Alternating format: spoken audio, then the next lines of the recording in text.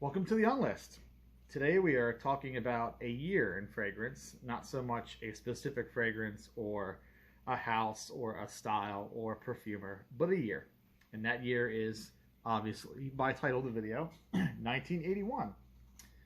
So 1981 has a special place in the hearts of many vintage enthusiasts because it's the year that many big watershed fragrances hit the market and really created quite a stir that would ripple all the way into the 21st century, honestly, with the way fragrances are put together.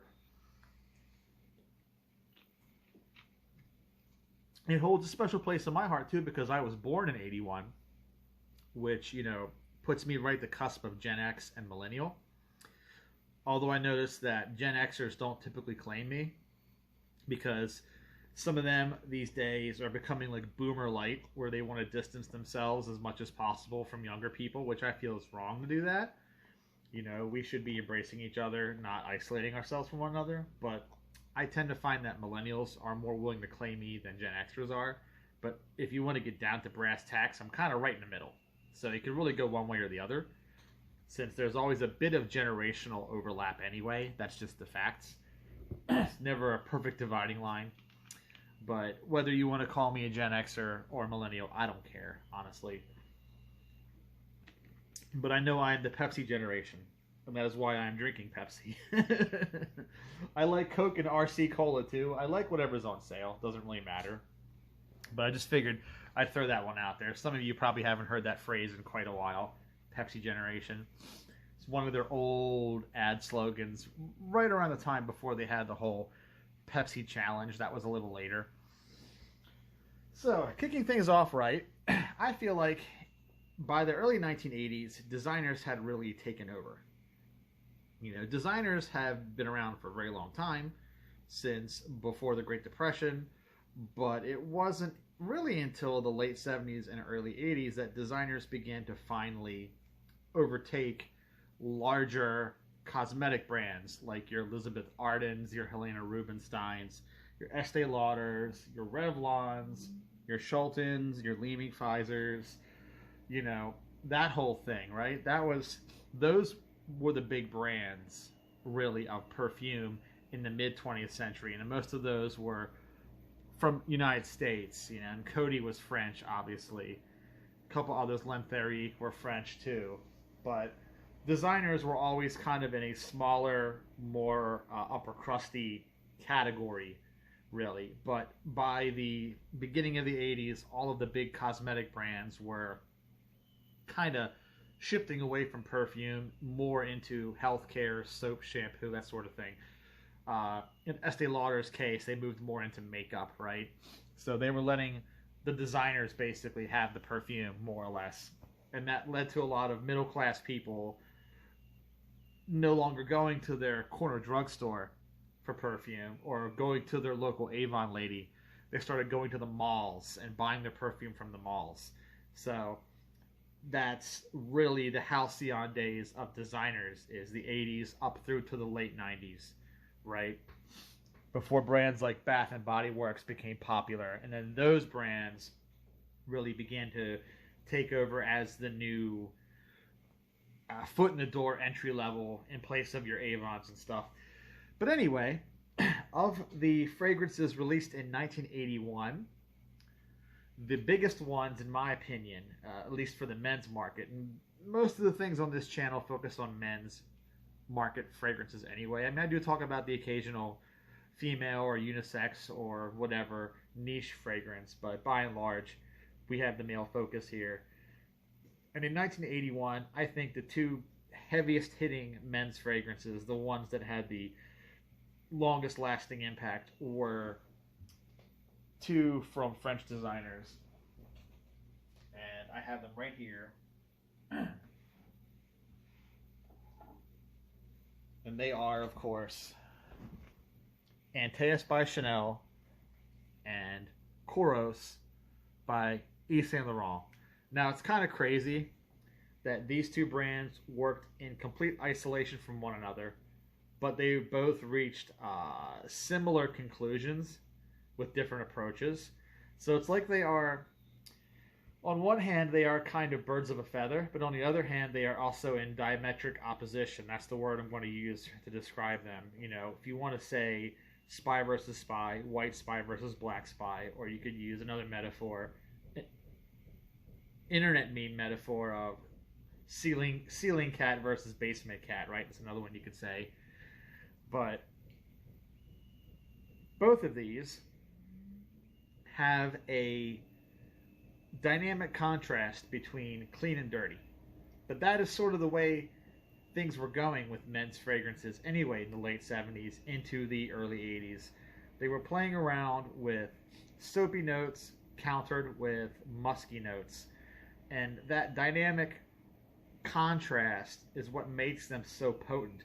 People mistakenly think that powerhouse fragrances were strong because they had more oak moss or higher concentration of oil. They double down on these weird, like, superstitious beliefs, which is borderline religious cult with some of these things. And I'm just like, y'all need to touch some grass, right? Go outside and breathe some air, actual air. But the truth of the matter is, these fragrances smell so loud because of their composition. It's the way the materials interact with each other, not so much the amount of those materials or the magical divinity, purity, or naturalism of those materials. All that stuff is just kind of fluff, right, at the end of the day. It's white noise in the background. The real skinny on these is both of these have bright, soapy, sharp, clean notes mixed with dark, dirty, earthy, musky, in some cases fecal notes, and that clash just keeps the scent on the edge of your perception all day long because it's such a contrasting thing. It just, you're always picking up one side of the coin or the other. You know, it's not meant to be this hugely blended ball monolithic smell, or this thing where it's just one particular material dosed at 80%, like some of our fragrances we have now, right? That all 80% one material. It's just this sort of ceremony of opposites, the yin and the yang, really. And within each composition, within each bottle, that exists. So that ceremony of opposites, that diametric opposition, that dynamic contrast within each fragrance is what makes them so loud. And a lot of designers were doing that. Okay, a lot of fragrance makers in general were doing that with fragrances in the 80s, especially men's fragrances. With Antaeus, we get that mostly with sharp, woody, vetiver, carnation notes up top, and then the warmer, richer beeswax, the styrax, the benzoin, the castoreum, the oak moss in the base. So you get this rich, warm, musky, leathery note in the base, and then the sharp, woody, soapy notes up top, but more of a carnation soap, less of like a commercial laundry soap like you'd think nowadays. We're talking more of like a pink bar of like Dove or something. That kind of carnation note. That's mixed in with the sour notes and the musky notes, and that contrast gives this its power. This one is definitely more of a pinstripe suit, power suit, Gordon Gekko type, whereas this one is just very lecherous, right? Kouros is the antithesis of Antaeus, although they both have very strong Greek names. You had muscular dudes with abs showing in the commercials, or dudes with tight pants on showing off their butt. Those were the commercials for these fragrances. You had that gay bathhouse smell where you get the white bar soap, like the ivory soap, mixed with the smell of two adults doing what adults tend to do in those kind of places. I'm not going to tell you in a video like this, but you get the point. And that really oversexed feeling is just because Yves Saint Laurent himself was very openly gay, very openly queer. He did not care. He was with Pierre Berge on again, off again for decades. And the brief he sent down to the evaluator demanded that sort of just strongly oversexed feeling. And the perfumer Pierre Bourdon was made to keep increasing the musk note repeatedly, kept turning up the musk note. And it is not civet, it is Cinerome animalis, a synthetic created by Simrise. But he kept resubmitting the fragrance. They kept saying more musk, more musk. Now, the controversy is the later bottles in the 90s, when it was reformulated to be in line with the new flanker called Fraîcheur, came out in 93. Pierre Bourdon was brought back to make Fraîcheur, and he also got to reformulate this. So he turned down the Animalis in those 90s bottles. But those Charles of the Ritz ones, the ones that all the collectors go crazy for, those were the original ones that had that Animalis turned all the way up, like 211. And I've smelled those bottles, and this is not one of those bottles. This is one of the 90s bottles. This is still very properly musky to me. This is very properly musky, but those even stronger ones, I understand the appeal, and I don't knock you for it, but sometimes you can't have too much of a good thing, really, in that case, in my opinion. Just my opinion, right? Don't take it that I'm insulting your family or shameful display, dishonor. Don't pull out your sword and duel me over it. If you want to wear your $400 bottle of deep vintage Kouros, by all means do it. And leave me the fuck alone. I don't care. Don't come at me in the comments, or I'm just going to hide your comment and block you, alright? Just throwing it out there. I do not care as much as you do. So I do not want to hear it. I just frankly do not give a fuck. Now, next up on our list is Oscar de la Renta, Pour Louis. This fragrance is a horse of a different color compared to Kouros and Antaeus, because it does not have real strong animalic notes in it. It's quite a clean scent, actually. It's surprisingly clean. People who smell this, who are not familiar with fragrances from this era, and they smell this and are like, oh, that doesn't really strike me as something that would be out at that time. Like, because it's very clean, very bright, very floral. It's almost perfumey, right? It's almost like a floral perfume made for men. And the general vibe for this is that it's supposed to be very romantic, soft. It's the rose in the mouth while you've got the Spanish guitar and you're down in the street and you're playing the guitar and the love of your life is looking down from the window and you're trying to get their favor, to throw their little handkerchief down at you or invite you up for, fun things, whatever. The whole, Casanova / Puss in Boots aesthetic. That's kind of what they were going for with this fragrance. And they succeeded. There's lavender in here, but there's also rose and carnation. There's a whole lot of flowers going on in this particular fragrance. Bergamot, again, some aldehydes. That rose, lavender, carnation mixture. There's oak moss.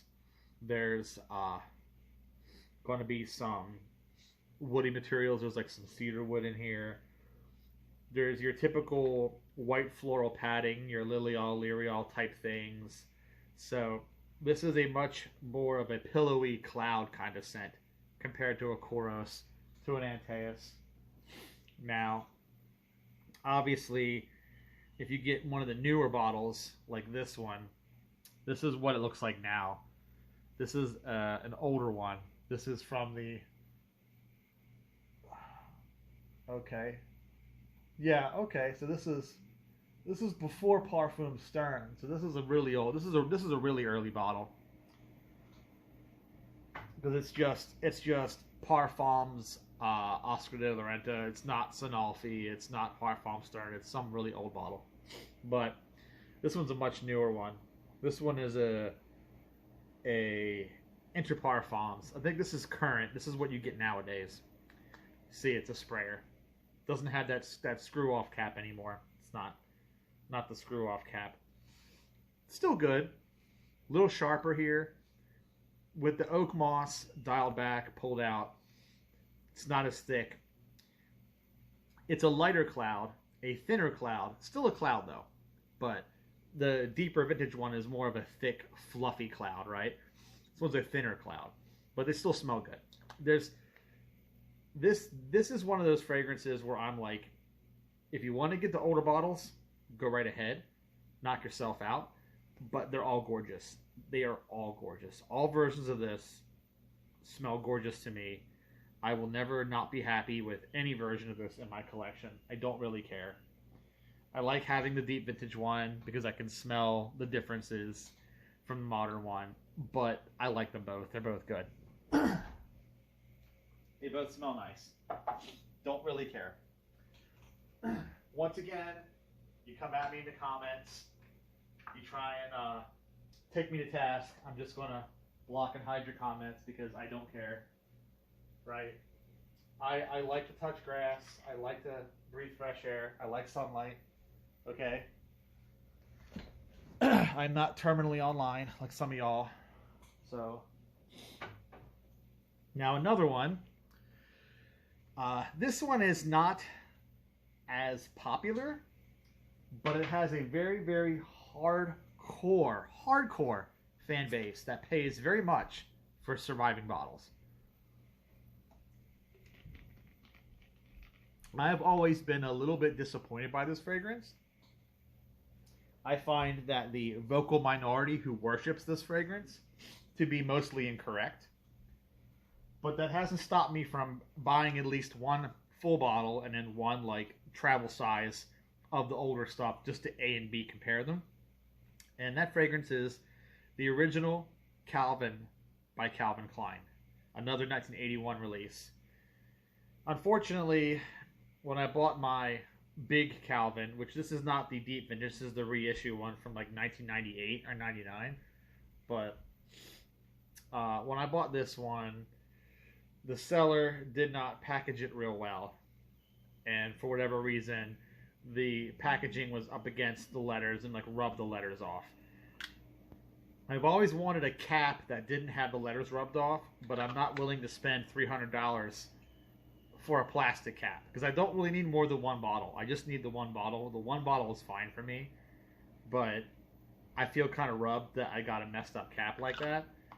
Maybe one of y'all has an empty bottle or one that's about to be empty and you can give me your cap or whatever.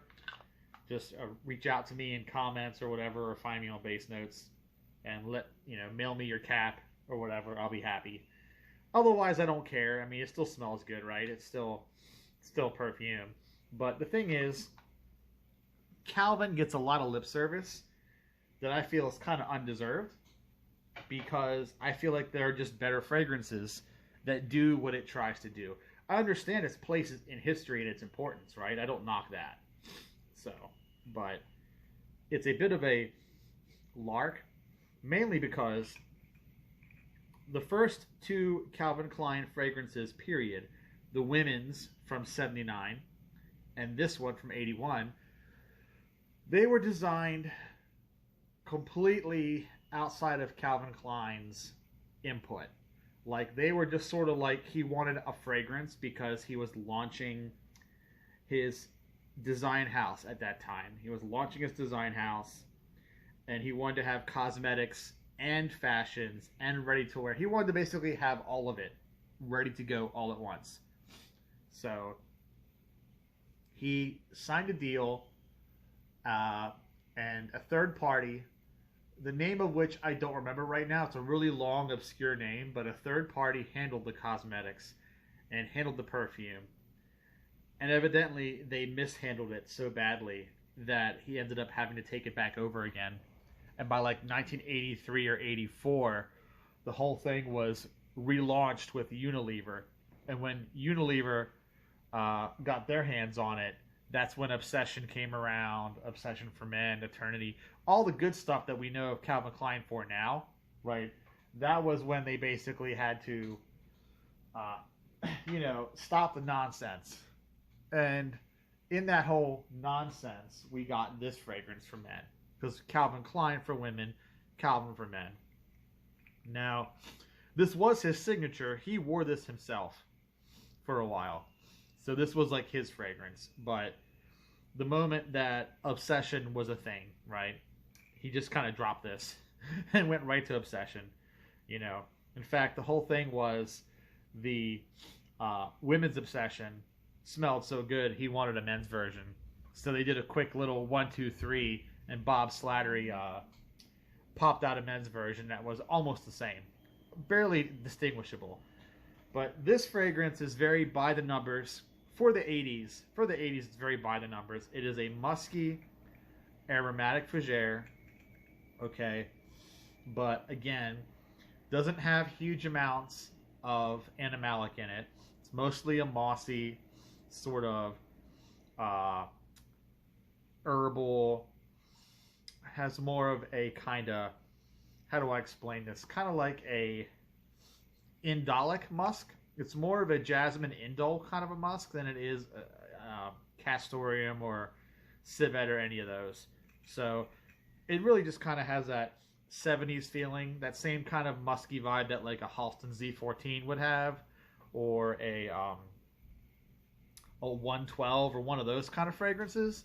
So it's, again, it's very by the numbers for the era. So it's good, and if you like it, that's fine. You're clearly allowed to like it, but I'm not going to spend too much time on it. It's really more of one of those things where people love it because it's rare, because it was the one that was before the stuff we know now associate with Calvin Klein. It was like the before times, right? The Calvin Klein before times. And that rarity and exclusivity really turned some gears for some people. And there are people who will sit there and try and like tell you that it's the only good Calvin Klein, the only one that actually was any good that really matters. And I'm like, I don't know who you're trying to gaslight, but it's not working on me, bro. Right? We're not crazy. You're the crazy one. We like our Obsession. We like our Eternity. We don't know what you're smoking, bro, but, you know, we don't want any of it. That's for sure. Certainly don't want any of it. Now we've got this one. Cacharel Porloam. To me, this feels like a more respectable Bijan, which was also an 81 fragrance. I don't have Bijan anymore because I can't stand Bijan. When I discovered this, Bijan went out the window, basically. But both of them have a similar vibe. They're very spicy, woody, dry fragrances that rely primarily on nutmeg and cedarwood. The big difference is this one is a bit more mature and a bit more reserved. This was an attempt to bring that 50s, 60s sort of gentleman vibe into the 80s. So you're taking that Monsieur de Givenchy, the Chanel pour Monsieur, Moustache, Monsieur Lanvin, that whole vibe, Monsieur Balmain. You're taking that discreet, manly vibe, and you're pumping it up with nutmeg. So you're just taking a gentlemanly, aromatic chypre and just pushing a bunch of nutmeg into it, making it really spicy, really big and dry, loud enough to compete with the Kouroses and to compete with the Antaeuses, but not really musky like them, right? Just you're getting all the power, but none of that funk. And I can appreciate that. I like it. Sometimes I'm not in the mood for it, but I can appreciate it.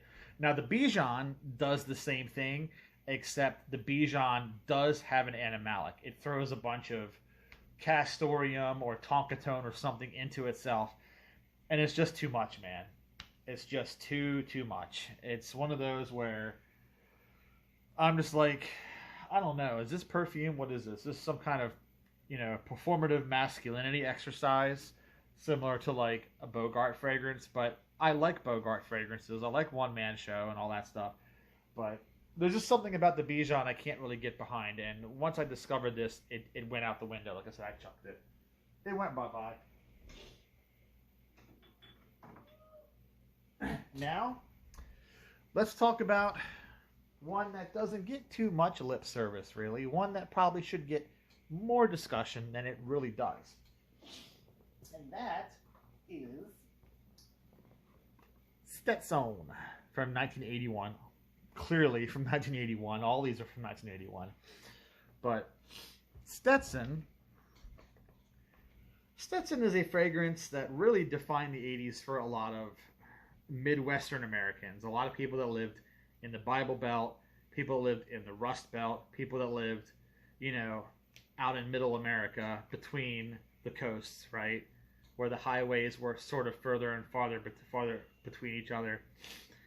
And Cody really carved out a niche with this fragrance that in some ways Stetson was kind of the spiritual successor to Avon's Wild Country, right? Because Avon was sold door to door, and a lot of fragrances were sold door to door in those kind of areas because they did not have shopping malls.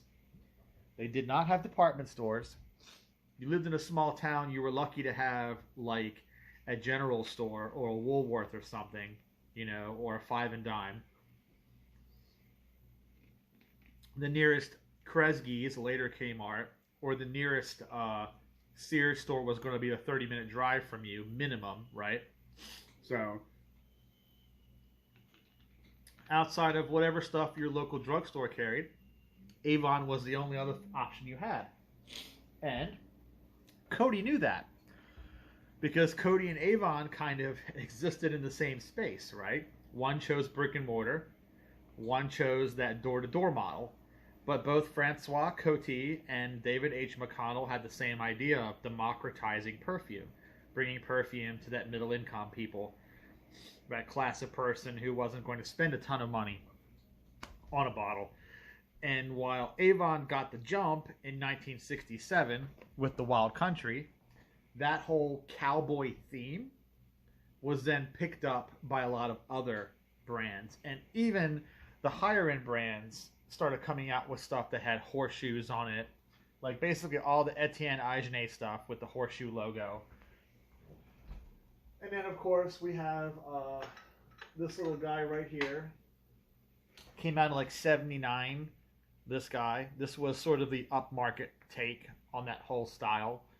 The Chaps fragrance, and that whole cowboy chic thing was really popular. So kind of makes sense that Cody would try to do that too. And so they teamed up with the hat manufacturer Stetson, right? Because the name Stetson comes from the Stetson hat. And they did a cross promotion, and this was the result of it. And you are looking at original 1980s bottles of Stetson back when Cody was owned by Pfizer, right? Cody was a division of Pfizer at that time. Not anymore, clearly, but they were a division of Pfizer then. And and this is going to have your short list ingredients where it's just alcohol, water, fragrance, and then a bunch of preservatives, right? So, and what's really funny is they show you the actual size of the bottle on the box. So this is a deep vintage Stetson bottle. I'll take the bottle out and show it to you. But the neat thing about Stetson, the reason why it deserves more talk, is Cody did a clever, let's take a women's fragrance and dress it up as a man's fragrance, in the same way that Cabochard by Parfum Gray was refashioned into Aramis, the same way early American Old Spice was repackaged as Old Spice by Shelton, the same way Canois by Dana was originally made into a man's fragrance. This really smells like an analog of Chantilly. If you're familiar with Houbigant Chantilly, released in 1941, it's an ambery, vanillic, carnation, aldehyde, floral chypre. So I guess you could call it like a floriental chypre if you want to use portmanteau. So my mother loves Chantilly, okay? And when I smelled this for the first time, I mistook it for a Chantilly, not knowing what it was, right? We're talking the 90s, okay? When I was a teenager. I was like, who's wearing Chantilly? And then come to find out, the guy was like, no, man, this is Stetson. This is some good stuff. I'm like, well, it smells like Chantilly. Luckily, he didn't know what Chantilly was, or he would have got upset at me, I'm sure. But then I went and bought my own bottle, and I've been wearing it ever since. And yeah, It's lemon, lime, bergamot, aldehydes, carnation, jasmine, rose, sage. Base is going to have honey, benzoin, oak moss, vetiver, a lot of vanilla. Very big, bold, complex 1930s, 40s style fragrance, but with a cowboy hat and a lasso. And all of those Western country pickup truck, Copenhagen spitting, listening to Tim McGraw kind of guys, bale of hay in the back of your truck. Those dudes were always dripped out in the Stetson. And they thought it was the manliest thing ever. But really, it's just Chantilly. They smell more like their grandma than they realize. And I love the Schadenfreude of that alone. But I also love the smell. See, I'm comfortable smelling like my grandma. I'm not bothered by it. But they obviously would be. And that fact alone makes this probably one of my favorite 1981 releases, alongside maybe Kouros, Antaeus, So 1, 2, and then 3, right? That's it, guys. That's my video on 1981. Hopefully you enjoyed what I had to say, and I will catch you next